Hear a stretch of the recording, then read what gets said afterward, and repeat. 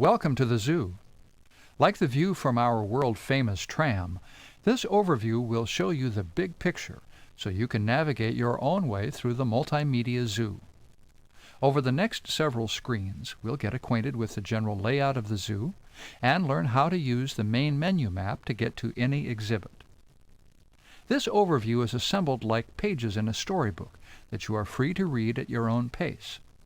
To move ahead to the next page, press the forward arrow that appears in the control panel at the bottom of the screen. Other controls let you move back, replay any sound if you have a sound card, and leave the overview. You got to this zoo overview by pressing the Overview button, but this isn't the only button available from the opening screen. The Animals button offers you a shortcut to the animals at the Multimedia Zoo, and the Exit button is how you quit the program. You're probably most interested in the Main Menu button, your ticket to the zoo. This is the Main Menu map. The different landscapes at the top of the map represent the world's 10 different bioclimatic zones, called biomes. Along the right and left edges of the map are other locations at the zoo, including the zoo nursery and the children's zoo. The tour bus marks the spot where all guided tours depart from. You can navigate your way to any location on the map by moving the pointer with either your mouse or the Tab and Shift-Tab keys. When you move the pointer over any location, a red rectangle tells you that location is ready to be selected. Select it by clicking the left mouse button or pressing the spacebar. With so many different locations to visit at the zoo, you may want a little more information before exploring a location. Short summaries of the location and what you will see there are available. With the pointer positioned over a location, you can click the right mouse button or press the question key to view a short summary. Like the real zoo, the Multimedia Zoo is made up of hundreds of exhibits, unique places where information on a single topic can be explored. Most of the exhibits in the Multimedia Zoo focus on a particular animal. For example, if you select the tropical rainforest biome from the main menu map, you will explore the rainforest through a series of exhibits, each presenting a different animal that lives in the rainforest.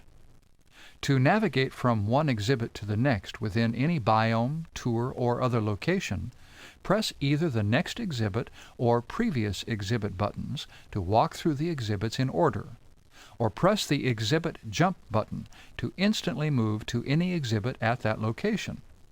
At any time, you can tell exactly where you are at the zoo by reading the location labels that appear in the upper left corner of every exhibit. Once you arrive at an exhibit, you're free to explore any of the text, pictures, sounds, movies, and stories presented at that exhibit. Use either the mouse or Tab key to move the pointer over the media item you want to view. Then click the mouse or press the spacebar to start the show.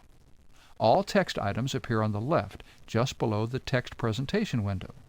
All audiovisual items appear on the right, just below the audiovisual presentation window. The type of media item you select determines the controls available to you. For example, you can page up and down through text items, play and pause through movies, and turn the pages of a story. If you browse through all the featured media items and find yourself hungry for more, then it's time to put on your safari hat and go exploring. Selecting one of the Exploration buttons brings up a list of exploration media items for this exhibit. Some exploration media items simply provide additional detailed information about the exhibit. Those media items can be selected from the list and viewed here at the current exhibit. Other explorations are media items that relate to the current exhibit, but are even more related to some other exhibit in the zoo. While it's possible to view this second type of exploration item at the current exhibit, you may find it more exciting to link to the other exhibit where this media item lives. The Go Back button is always available to bring you back. Summaries are also available for media items in a list. With the pointer positioned over a media item's title, either click the right mouse button or press the question key to get a pop-up summary. One of the most unique places at the Computer Zoo is the Media Library. As the name implies, the Media Library is a place where you can research all the media items, text, pictures, sounds, movies, and stories that appear throughout the zoo. Think of it as an index to the zoo. Like any good library, the Media Library has been carefully organized. This opening screen to the library allows you to choose different ways to find the media items you're looking for. If you choose All Movies from the opening dialog, you will be taken to the Media Library screen, where the list of all movies will be displayed on the left of the screen. Moving the pointer over a movie title and clicking the mouse button or pressing the spacebar selects a movie in the list. Remember that summaries are available for media items in a list. With the pointer positioned over a media item, either click the right mouse button or press the question key to get a pop-up summary. Once a media item is selected, you have two options for viewing it. Like exploring from an exhibit, you can either view the movie here in the Media Library, or choose to go out into the zoo to the exhibit where the movie really belongs. If you decide to go to the movie's primary exhibit out in the zoo, the Go Back button is always ready to bring you back to the Media Library. Other than the Media Library, there are a few other unique locations you will certainly want to explore, starting with the tour bus stop. Selecting the tour bus on the main menu map takes you to this list of tours. Like tours at the real zoo, tours are an ordered route of stops at particular exhibits throughout the zoo. The tour makes its way through the zoo, stopping to point out how particular exhibits fit into the theme of the tour. Summaries are available for tours too. With the pointer positioned over a tour title, either click the right mouse button or press the question key to get a pop-up summary. Selecting the Story Theater on the main menu map takes you to this list of stories. These are the same stories that you will find sprinkled into various exhibits throughout the zoo. The Story Theater allows you to quickly access stories, one of the Computer Zoo's most popular attractions, without having to search for them. Summaries are available for stories. With the pointer positioned over a story title, either click the right mouse button or press the question key to get a pop-up summary. Selecting the Info kiosk on the main menu map takes you to this list of help topics. The Info kiosk makes the pages of this overview available as reference guides to the screens and features in the program. Of course, summaries are available here too. With the pointer positioned over a help topic, either click the right mouse button or press the question key to get a pop-up summary. If you haven't figured it out already, many of the tools you use to find your way through the Computer Zoo appear at the top of the screen, the navigation palette. The usefulness of most buttons is easy to grasp. The main menu return button always takes you back to the main menu no matter where you are in the program.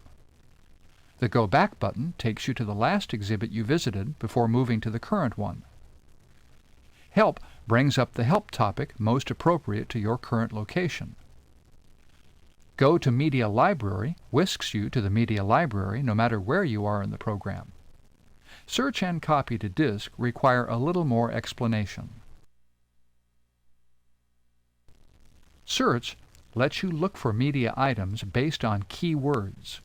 Selecting Search from the navigation palette brings up a key-scrolling list of all possible keywords you can search for. You're welcome to scroll through the alphabetical list until you find the word you're looking for, but you don't have to. If you simply start typing the letters in the keyword you have in mind, the list will automatically jump to the location in the list where that word appears. If your word doesn't appear in the keyword list, that means media items are associated with that keyword. Find another word that's close, or consider looking for another word. When you search for a keyword, the Computer Zoo finds all text, pictures, sounds, movies, and stories that relate to your keyword, and gives them to you as a list of media items in the Media Library. As with any list of media items in the Media Library, you're free to view those items in the library or explore the exhibit where that media item is located. All the text items, that includes general information notes, fact and figure sheets, endangered information, articles, kids stuff, and tour text, can be copied from this program to a separate file where they can be printed or brought into your word processor for editing. While you're viewing a text item that you would like to copy to your hard disk or floppy disk, select the Copy to Disk feature from the navigation palette at the top of the screen. That will bring up the Copy to Disk dialog as pictured here. At the Copy To prompt, you must fill in the file name and complete path, drive letter, and directory where you want the file to be copied. Assuming you enter a valid path and file name, the Copy to Disk feature will do the rest and tell you File Copied before returning you to the current exhibit. Your file will be waiting for you on your hard drive or floppy disk when you leave the zoo. That's all you need to know to get started on your journey through the multimedia zoo. Everything else there is to know you'll pick up as you explore. Don't be afraid to wander new locations and try new features at the zoo. Like the real zoo, the charging rhinos and anything else that could be dangerous have been fenced in, so explore freely and enjoy.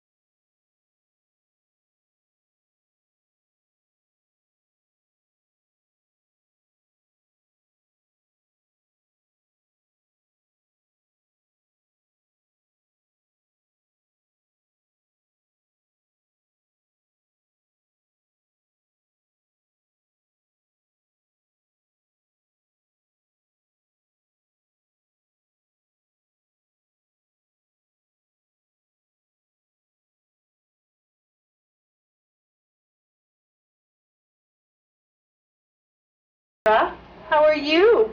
Oh, you're so wide awake. Morning, Gordy. Well, I see you're stuck in your phone. It's hours before the first visitors arrive. You having me this morning? A time for morning greetings and the day's first meal.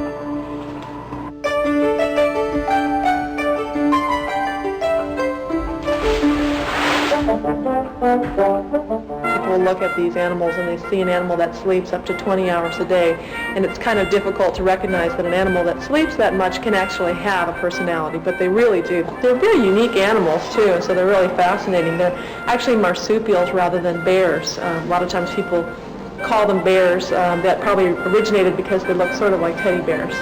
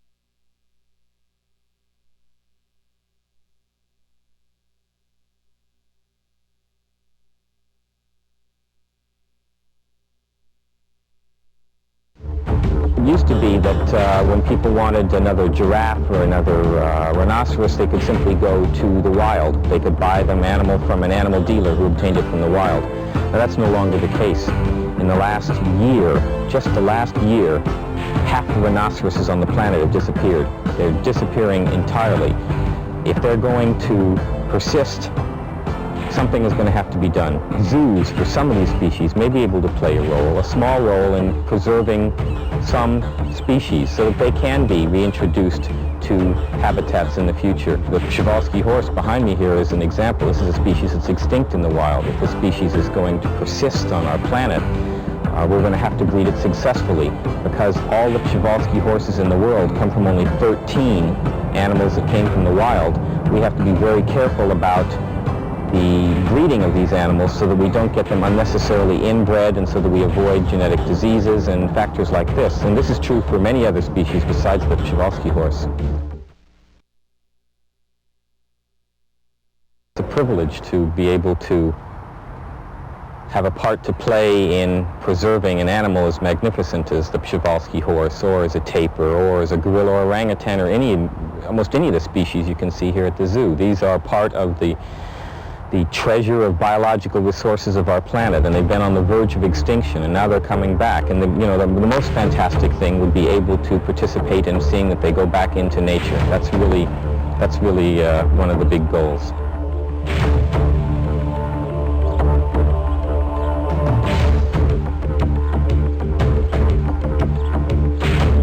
Without zoos and without game preserves, certain animals will disappear because I believe in some years to come there really won't be wild animals. They will be managed in some way or other.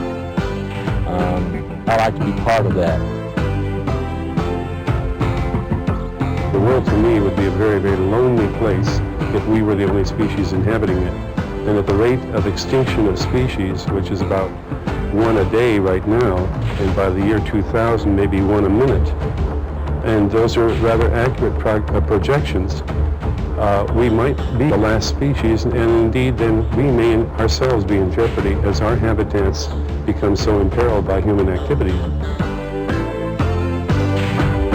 We have a tremendous opportunity to allow people to see the diversity, the wonders of the different types of life that exist on this planet, and thereby we hope to let them come to appreciate this more and to participate more actively in saving the wildlife, saving the forms of plants and animals that are in danger on our planet.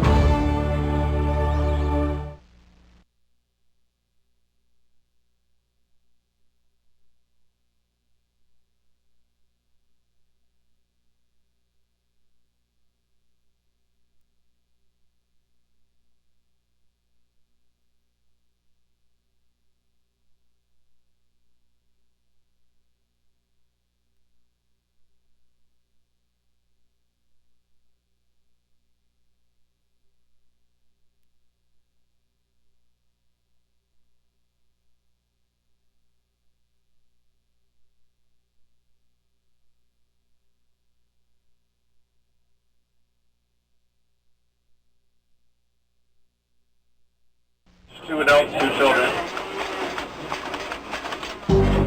Bus, nursery, sky ride both ways, and a map of the park. Thank you. Bye-bye.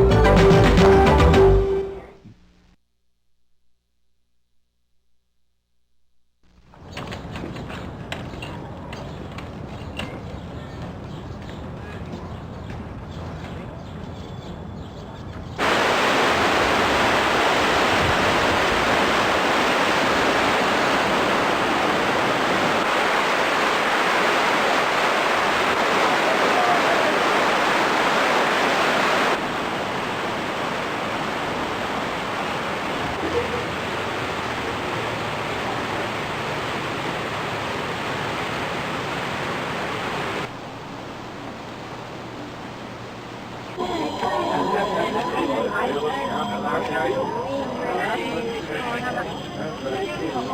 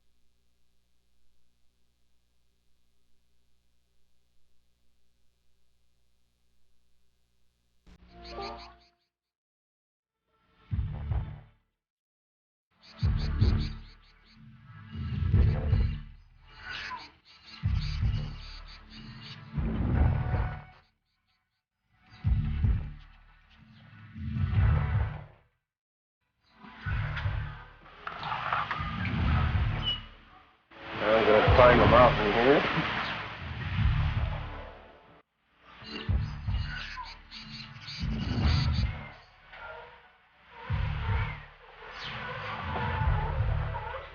We have over 420 species of birds, 1,800 individuals, which takes a lot of constant care and a lot of attention, a lot of observation time. We try to design exhibits to best mimic the natural setting of the animal, to take into consideration the reproductive needs of the animal, the dietary needs of the animal. So now, instead of the old cement and wire, we look at cement, wire, and everything else. And everything else is the trick. The philosophy is trying to balance the need of the public, the viewing public, with the need of the animal.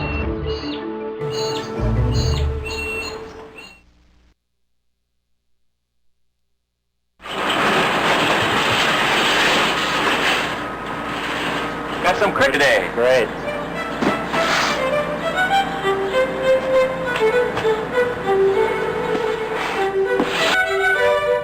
In addition to 700,000 crickets, the zoo's elegant dining selection includes 20 tons of bananas, 150,000 pounds of seafood, 60 tons of meat, plus other delicacies, such as over 1 million mealworms, and that's just a fraction of the zoo's annual grocery list.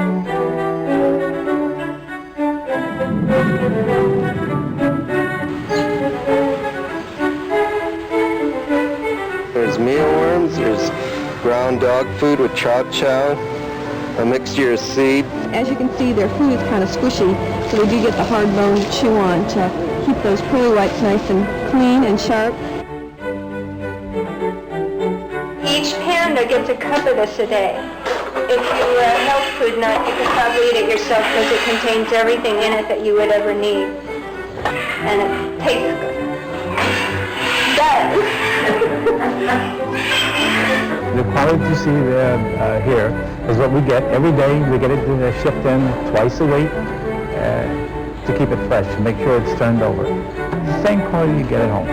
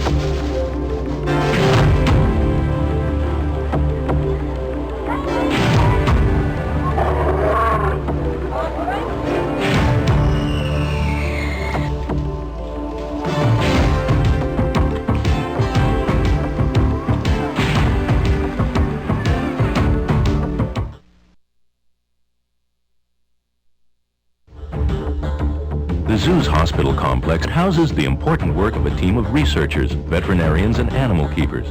We have probably the most diverse, multi-talented program of any zoo in the world, bringing scientific disciplines to bear on the needs of these animals. I'm director of research in the Center of Reproduction of Endangered Species, which is the zoo's research department, which aims to get all the knowledge necessary to establish self-sustaining populations of endangered species in captivity, with the hope that ultimately we return some of these animals to the wild, provided there is a wild preserved habitat for them. We interact, of course, with the curators and with the clinical veterinarians. The curators will actually provide us access to the animals. If we're investigating infectious disease problems, the veterinarians are the first to bring these to our attention, and then also again provide us the sample materials necessary in the laboratory to identify the disease in question, which is causing a health problem. What's the scenario going to be in the, for the hospital this one? We've got the springbuck to do first, then the munchak, and then the pygmy chimps after that. Coming up after that. Okay, and the deal with those guys is just regular processing because we want to give them their physical exams and TB test them and take some specimens for some investigative studies for mycobacterial infections.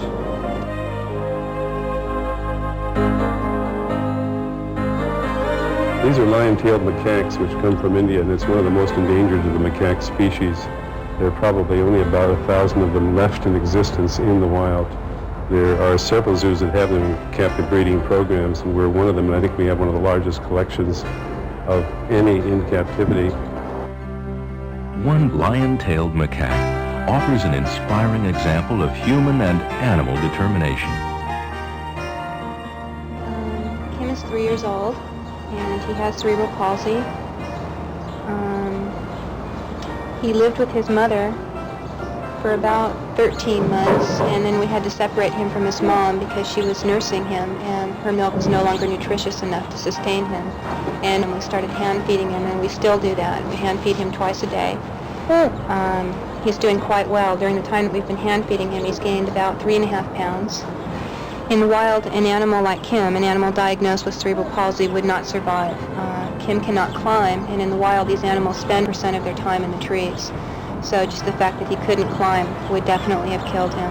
And we have physical therapists who come in and work with him. We also do exercises with him in an attempt to get him to move better. When we first pulled him away from his mom, he couldn't even use his back legs. He simply dragged them behind him. And now he can walk as well as run. So one of the things that we've done for Kim is we've built this special ramp in the cage.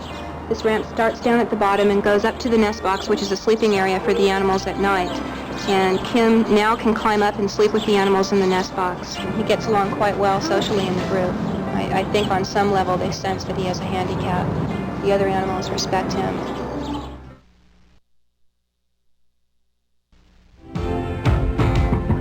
We have to take care of their feet first and foremost. Captive elephants don't walk anywhere near as far as wild elephants, so they don't get the natural wear and tear on the feet. These are the nails of the elephant's rear feet, and the cuticles where the sweat glands are real important to keep them clean, not overgrown, and not dirty, and not rotten, of course. Keep the nails high and keep it flat, clean. And trimming off some of the excess pad, it gets a few holes in it, and it starts to get debris build up there, so we trim it down so it's nice and flat. My closest attachment has been with some of the gorillas and some of the orangs some time back. Alvila, the female that's over there now, I gave her first bottle back in the 60s when she was born.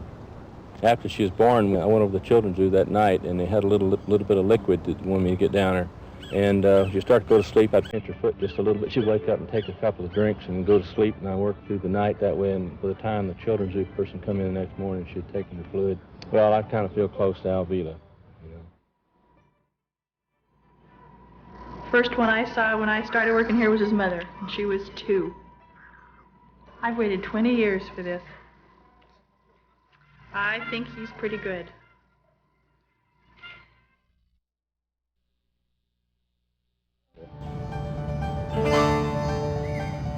That's what we're here for, to make their day better.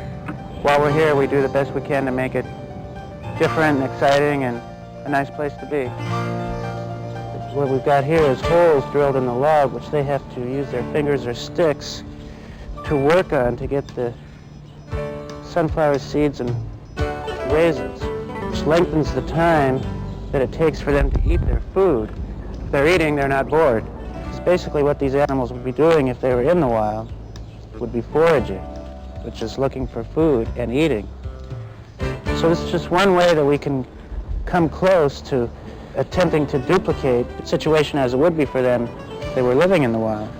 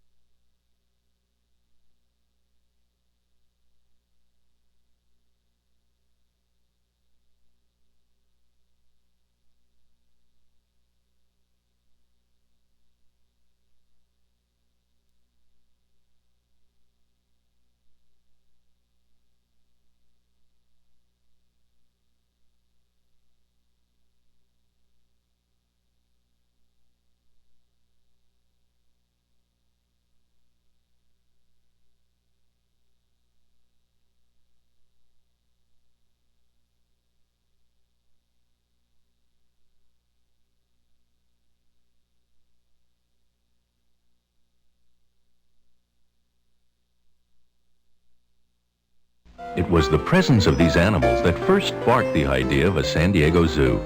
A collection left over from the 1916 World's Fair, the animals faced an uncertain future until the roar of a lion captured the attention and the imagination of a passing motorist, Dr. Harry Wegeforth. He was going downtown with his brother Paul. My dad commented, he said, somebody ought to start a zoo.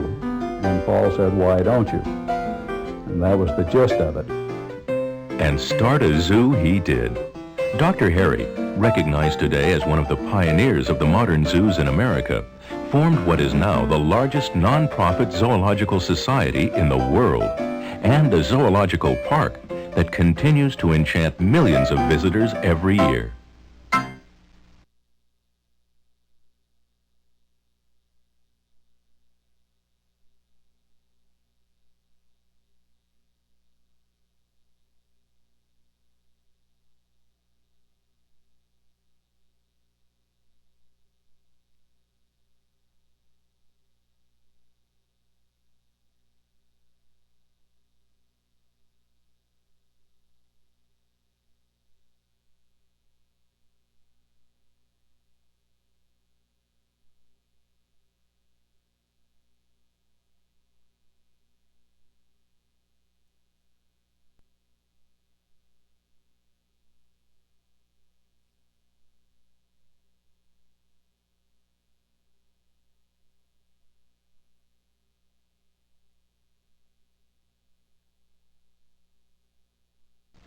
There's a lot of times I go through the zoo and a week will go by and I think to myself, you know, I haven't even noticed any animals around me because I don't pay attention to the animals as much.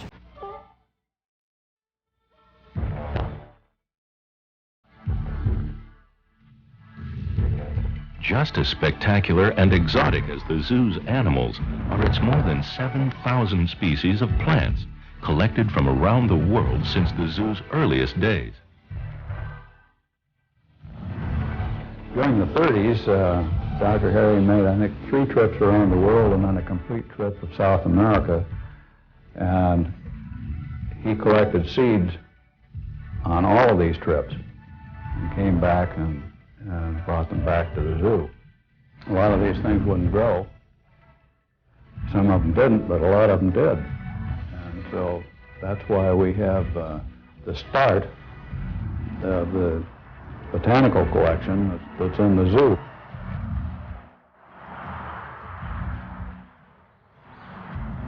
A copy is a rock outcropping. It's from the grass area of Central Africa. So there are certain animals that live in that type of environment.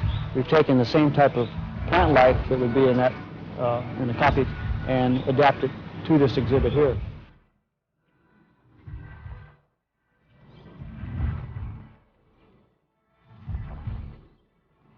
Like the African coffee, more and more zoo exhibits in the future will combine plants, mammals, birds, and reptiles in complete environments that replicate their native habitats.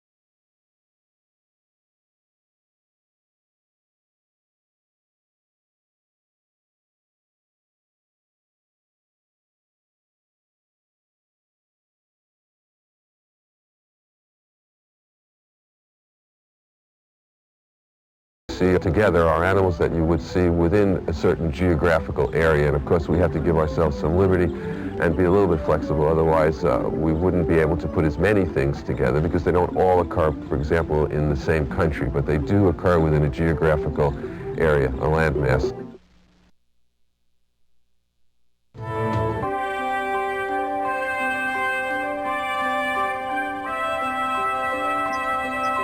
We really concentrated initially on bringing together as many endangered species as possible in this park.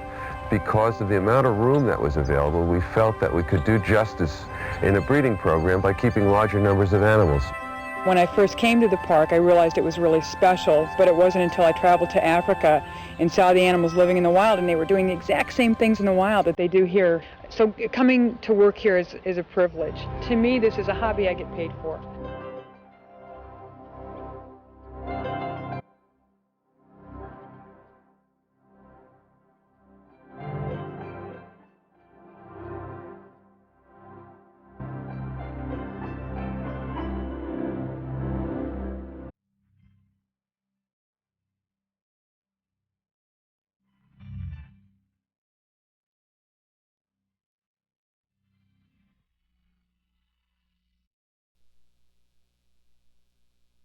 Each species represents different habits and needs, characteristics critical to survival.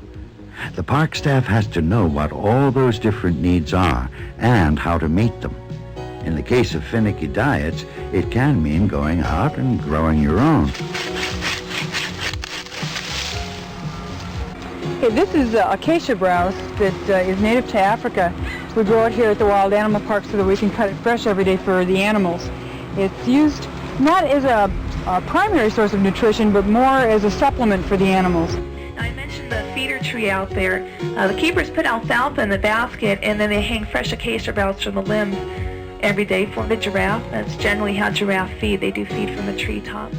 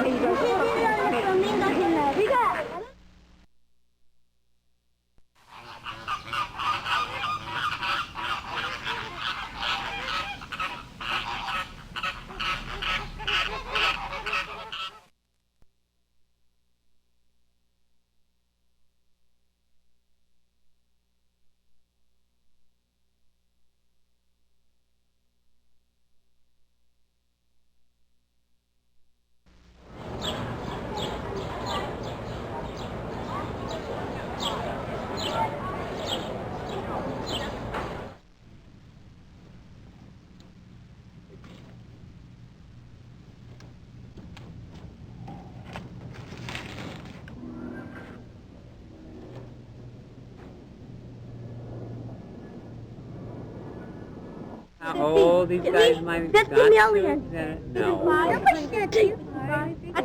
Well, we don't actually know how old these guys are.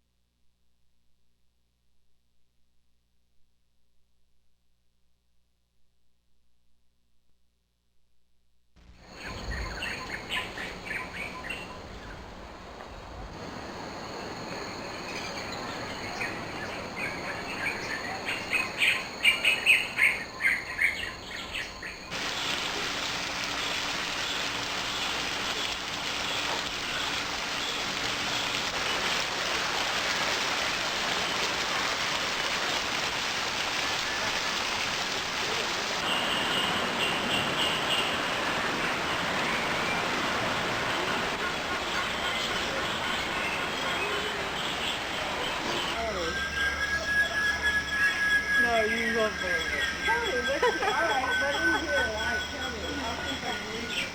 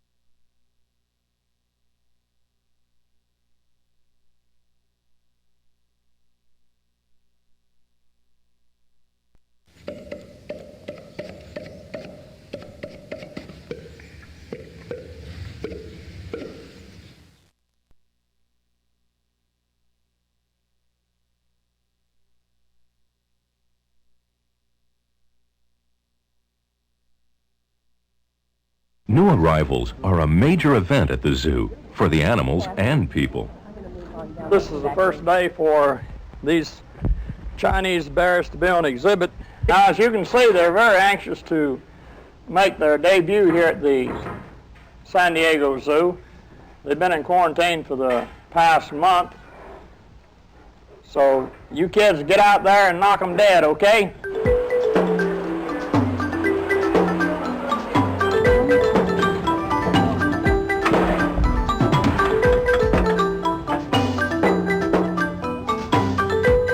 It's taken about 4 years to get these bears here.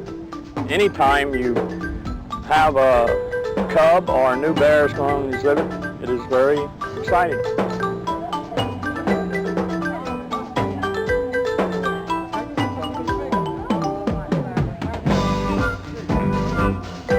Whether they're new arrivals from afar or long-standing favorites, all bears are expert crowd pleasers.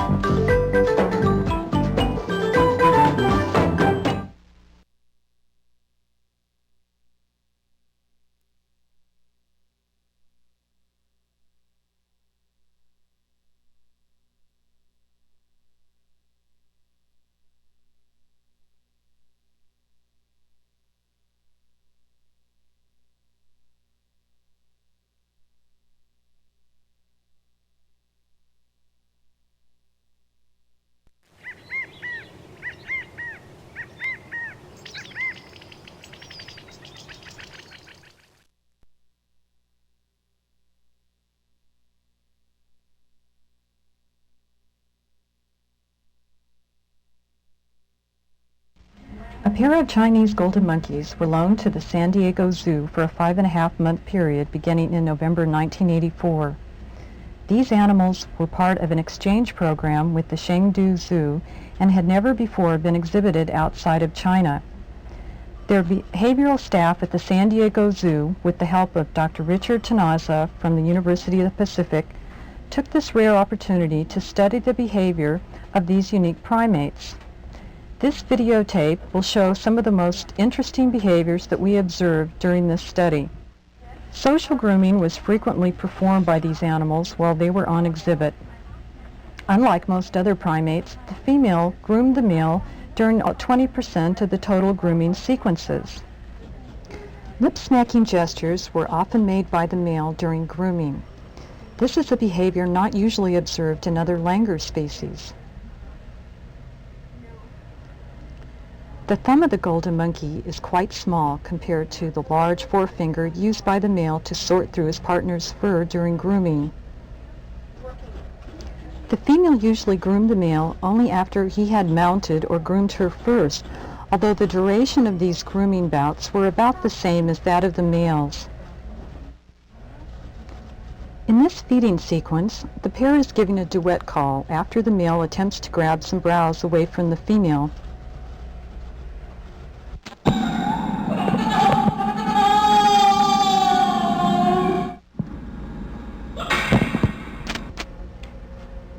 The female just made a vocalization which appears to be an alarm call. This is the only call she makes that is always accompanied by an open mouth and some facial movement. The golden monkeys occasionally threaten visitors with stares and forward-leaning movements. These threat patterns are very similar to that of the Duke langurs of Vietnam.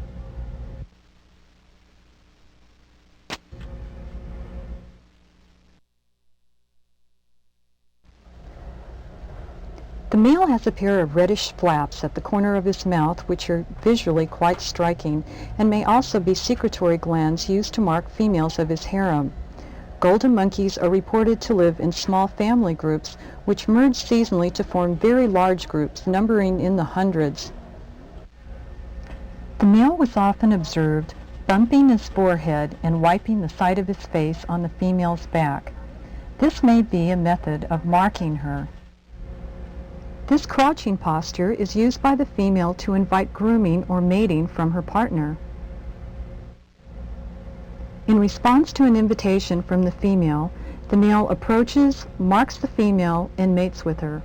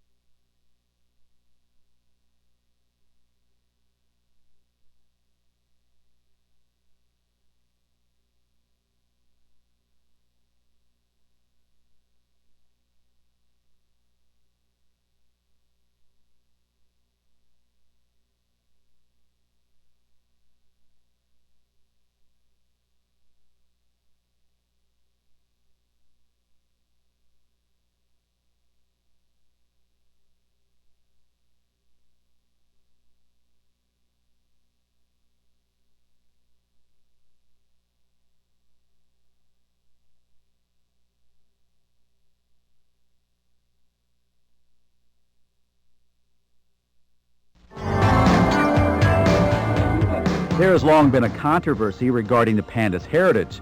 Dr. Ollie Ryder is the San Diego Zoo geneticist. It was first named as a bear. Therein, after other people looked at the material, now basically an analysis of the skull, of the hands and so forth, and there was some differences of opinion about really whether it was a bear or not. So one group of experts would say, well, it's clearly more raccoon-like, and others would say it's clearly more bear-like. Now, when you look where they fall on the family trees of carnivores, they fall smack dab with the bears. Because their habitat is shrinking in the wild, the giant panda is highly endangered. A massive die-off of their main food, bamboo, has left many pandas sick or starving. As a result, the Chinese government has set aside 11 preserves to protect their national treasure. Scientists are redoubling their efforts to find ways to save them. We are all involved in the effort. We connect with these animals perhaps more uniquely than with some others. But that connection, we simply don't want to lose. We don't want our children to lose that connection. And so that's reason enough, because we're now in charge. It's up to us whether these animals survive or not. To many of the millions of visitors to the San Diego Zoo, the panda's 6 months was much too short. As Basi, Yan Yan, and their keepers board their United Airlines flight to Beijing, we all hope that these living symbols of the world's endangered species will be able to return for future generations.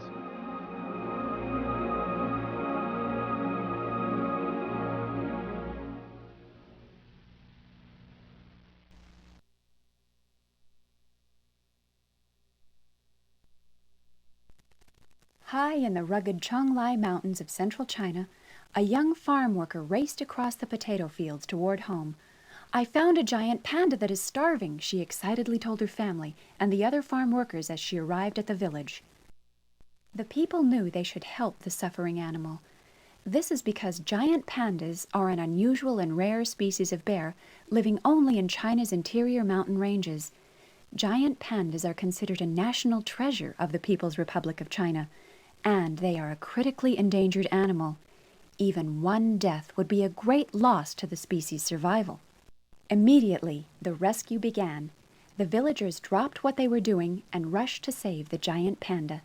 They grabbed a large cage, some rope, and a long pole, then followed the young girl back across the fields and into a forest thick with towering fir, spruce, and maple trees. They crossed a raging stream and entered an area, Basi Gully, that was covered with dying patches of bamboo as far as they could see. Near the bamboo and partly submerged in the stream lay a young giant panda. It was barely alive. The farm worker and the villagers quickly pulled the animal from the water. They dried it with their jackets. The dull eyes of the panda gazed up at the girl as it panted for breath. Several other rescuers lifted the panda into the cage. The long pole was tied to the top of the cage, making it easy for the villagers to carry the panda out of the forest. 2 men, one at each end, balanced the pole on their shoulders so that the caged panda dangled between them.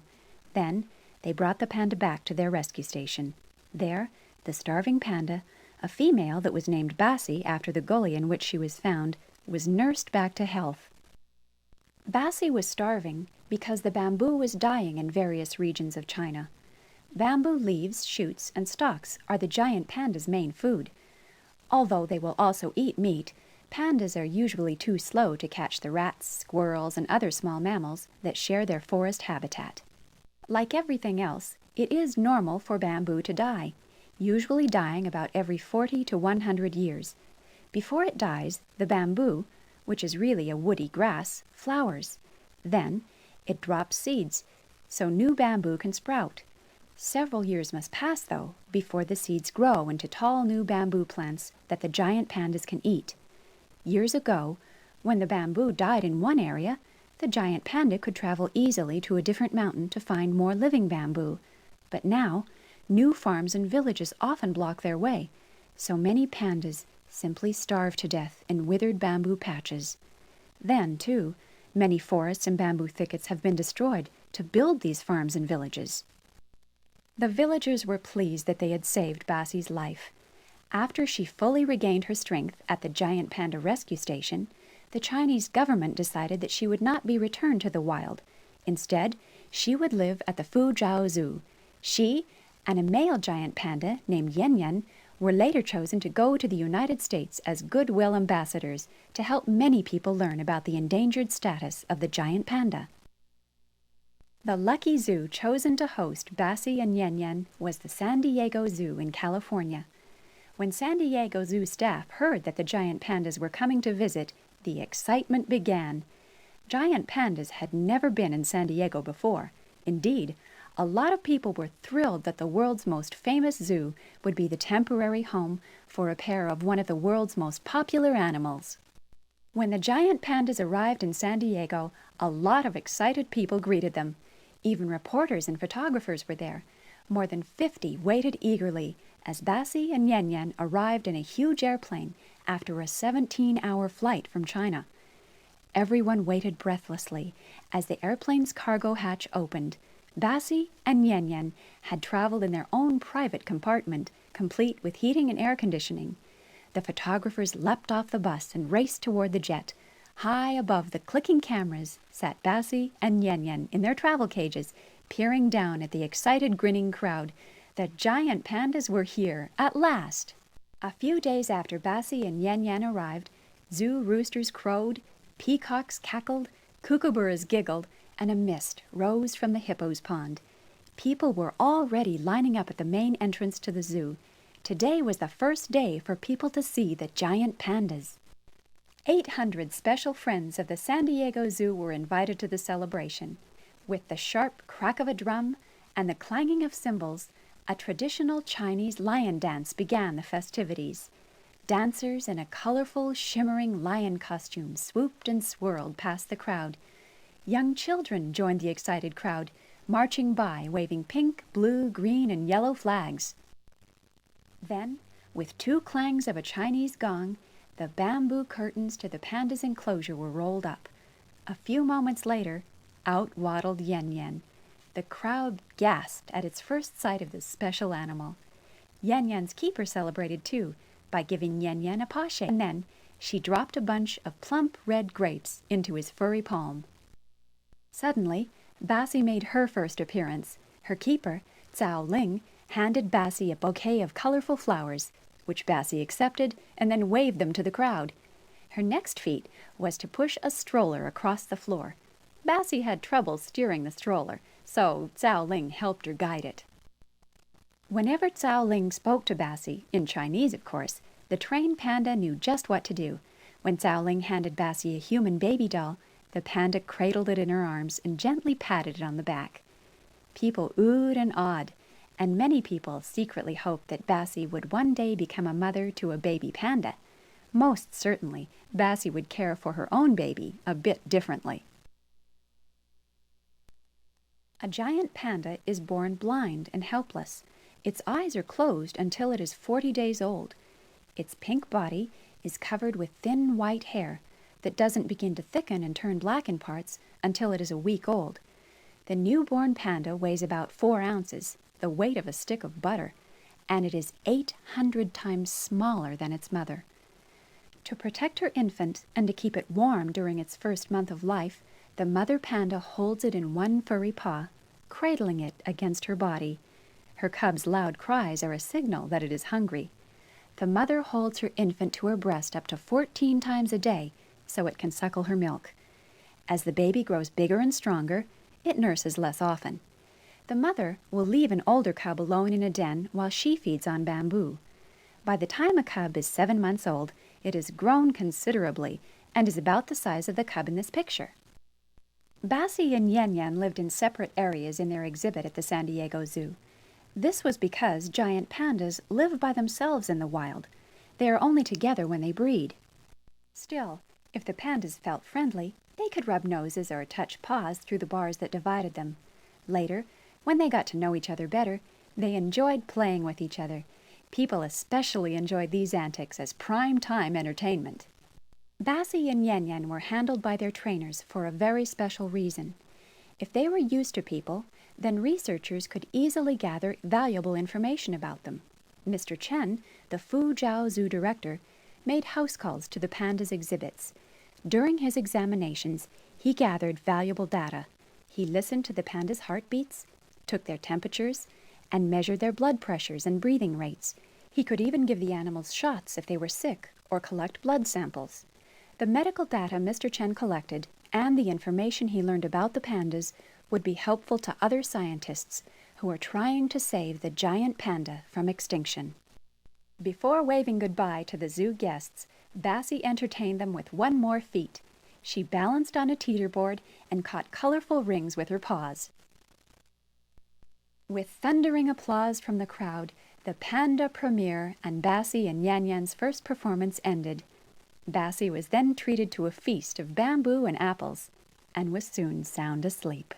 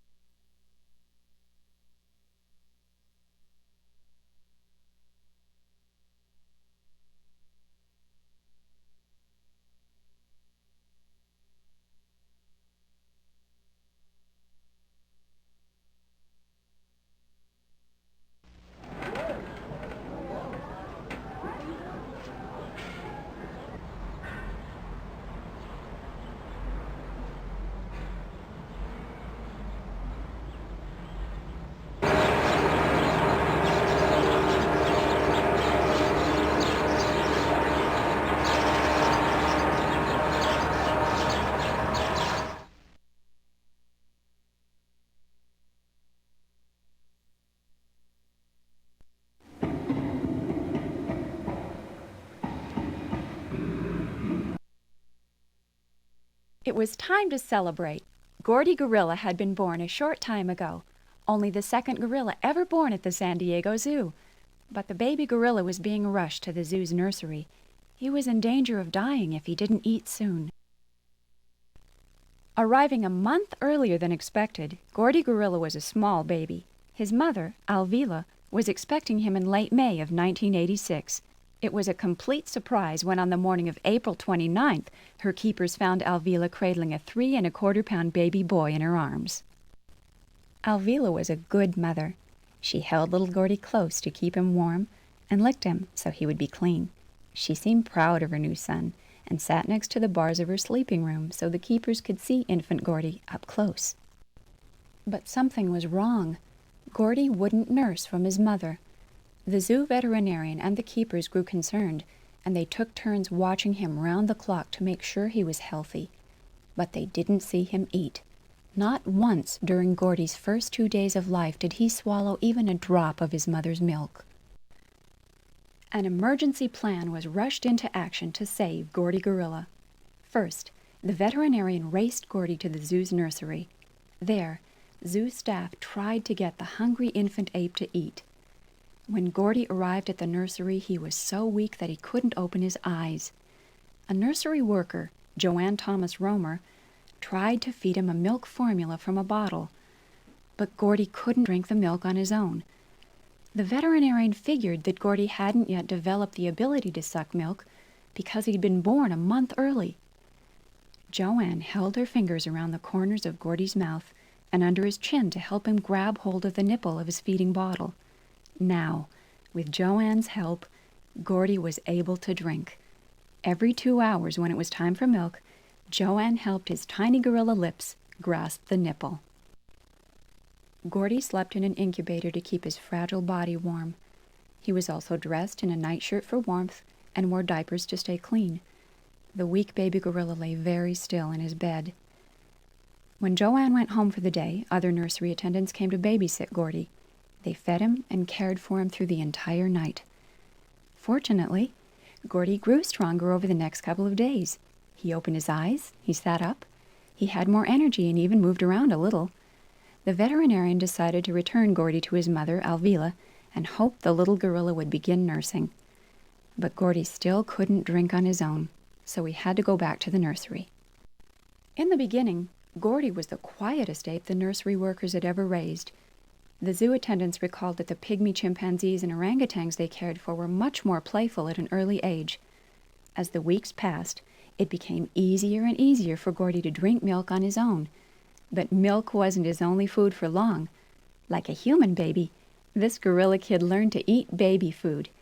When he was a month and a half old, Gordy ate his first spoonful of Gerber's vegetables.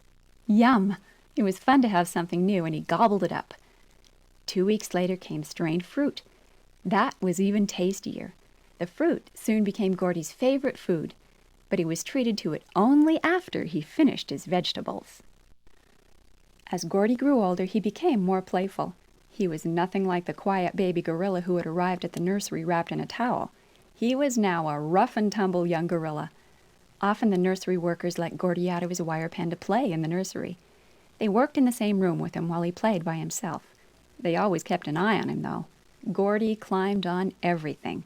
The dressers, the cribs, even the incubators. He roamed around the room, exploring every corner of the nursery. He liked peering into the pens of the other nursery animals. He was allowed to watch, but not touch them. The nursery workers loved Gordy dearly. They celebrated his first birthday with a party, but Gordy's first birthday also meant it would soon be time for him to leave the nursery. At last, he was strong, healthy, and old enough to be more on his own. He was ready to live with other gorillas. On Gordy's last morning in the zoo nursery, Joanne packed a small bag for him.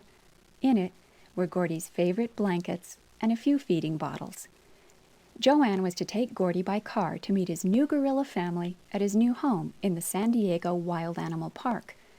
His new home was the park instead of the zoo, because other young gorillas lived there who could be playmates for Gordy. The park's keepers slowly introduced Gordy to his new family, including Cammy, who became Gordy's adoptive mother. Because Gordy was the new kid on the block, he was to meet only a few gorillas at a time. This plan meant Gordy would not be overwhelmed with too many gorillas at once. Gordy was the youngest gorilla at the Wild Animal Park. People who had watched him growing up at the zoo could visit him at the park. They saw Gordy exploring, wrestling, and playing with his new family. Sometimes he sunbathed in a pile of leaves. Or he played hide and seek with the other gorillas. Gordy acted silly, too, making funny faces or sticking his foot in his mouth. He even learned to thump on his chest the way big gorillas do. Gordy wasn't the littlest gorilla in his family for long. His adopted mother, Cammy, gave birth to a baby. The infant ape was given the name Paul Don. Paul Don's birth was special because gorilla births in captivity are rare. In fact, all gorillas are endangered, which means they will vanish from the earth one day unless people do everything possible to save them.